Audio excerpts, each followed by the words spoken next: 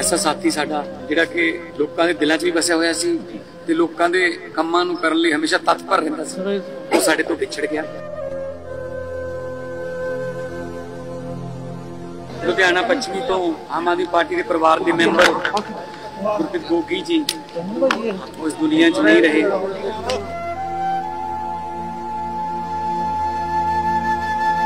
अचानक उन्होंने चले जाना कल आम आदमी पार्टी लिए नहीं, लुधियाना वासियों लिए एक बहुत ना पूरा होने वाला घाटा है। अज सारिਆਂ ਦਾ ਇੱਥੇ आना आके श्रद्धांजलि देनी फुल पेंट करने वो इसे गल का ही सबूत है कि गोगी जी एक ऐसी रूह सन जिहड़े सारिਆਂ नाल विचरदे सी, सारिਆਂ नाल बना के रखते सी।